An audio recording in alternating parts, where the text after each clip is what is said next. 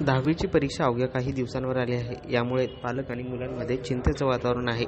मात्र तणावमुक्त वातावरणामध्ये परीक्षा कशी द्यावी आणि चांगले गुण कसे मिळवावे याबाबत दहावीच्या परीक्षेत 100% गुण मिळवलेली स्वराली जोशी यांनी काही टिप्स सांगितल्या आहेत. या टिप्सचा वापर करून विद्यार्थी परीक्षेमध्ये चांगले गुण मिळवू शकतात. काय नेमके टिप्स आहेत? 9वी झाली होती आणि 10वीला नुकतीच सुरुवात झालेली होती. 10वी बोर्डाची परीक्षा प्रत्येक विद्यार्थ्यासाठी महत्त्वाची असते, त्याप्रमाणे ती माझ्यासाठीही होती. 9वी मध्ये मला मॅथ्स विषय हा जास्त अवघड गेला, त्यामुळे मी आधीच ठरवलं की 10वी मध्ये मॅथ्सवर जास्त फोकस करायचं. मॅथ्सचं एक आहे की आपण जेवढा सराव करू तेवढं मॅथ्स जास्त सोपं जाईल. पाठांतर केल्याने मॅथ्सचा अभ्यास कधीच होत नाही, त्यामुळे सरावावर जास्त भर दिला. आणि त्या पाठोपाठ इंग्लिशही.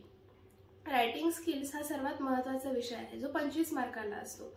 त्यामुळे त्यात जास्त चांगला स्कोअर झाला तर इंग्लिशच्या एकूण पेपरमध्येही चांगला स्कोअर येतो. त्यामुळे रायटिंग स्किल्सच्या सरावावर पण मी भर दिला.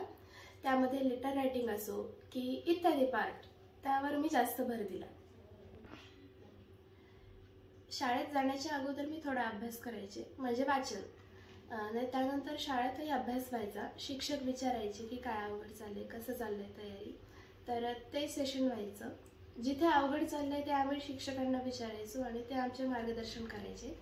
शाळेतून आल्यावर थोडे रिलॅक्स होऊन मी पुन्हा अभ्यासाला बसायचे.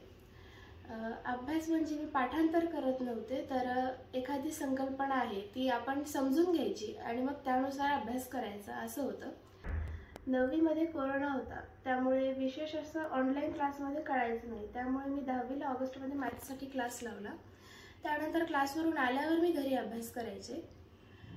त्यानंतर मी अशा पद्धतीनेच अभ्यास केला, दडपण घेतलं नाही. त्यानंतर परीक्षेच्या संदर्भात बोलायचं झालं तर परीक्षेला जाण्याअगोदर मी फक्त मेन पॉईंट्स वाचून घ्यायचे आणि मग परीक्षेला जायचे. कारण जास्त वाचन केलं तर परीक्षेमध्ये गोंधळ उडतो आणि मग काहीच लक्षात येत नाही. त्यामुळे जे आपल्याला अवघड वाटतंय त्याचे मेन पॉईंट्स वाचायचे आणि त्यानुसार मी परीक्षेला जायचे. इंग्रजी, गणित आणि विज्ञान ह्या 3 पेपरलाही मी असंच केलं. इंग्लिशसाठी फक्त एक ओव्हरलुक घेतला की लेटरचं एकूण हे कसं आहे, आराखडा कसा आहे. बाकी मॅथमॅटिक्सचे फॉर्म्युले आपल्याला माहीतच असतात, त्यानुसार एकदा ते ओव्हरलुक करून घ्यायचे आणि जॉमेट्रीचे थेरम बघितले. बाकी हे असेच मेन पॉईंट्स बघितले आणि मी परीक्षेसाठी तयारी केली. जेव्हा पेपर लिहिताना मी नेहमी सिरियल वाईजच पेपर सोडवला. आता समजा उदाहरण घेऊ आपण इंग्लिशच्या पेपरचं, 5 सेक्शन्स असतात, तर मी ते सिरियल वाईजच सोडवले. आणि जर एखाद्या वेळेस आपल्याला एक प्रश्न अवघड गेला तर मी तिथे तो सोडून द्यायची, तिथे जागा पण सोडायची आणि पुढचा प्रश्न सोडवायला घ्यायची. आणि मग उरलेल्या वेळामध्ये जो प्रश्न आला नाही त्याच्यावर विचार करायची. हाच सेम पॅटर्न मी सगळ्या विषयांना वापरला. आपल्याला जो विषय अवघड जातो आधी त्याच्यावर लक्ष केंद्रित केलं पाहिजे.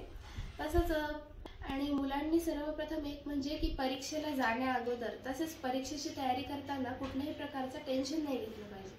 त्यामुळे होते काय की आपण जो अभ्यास केलेला असतो तोही नीटपणे लक्षात येत नाही.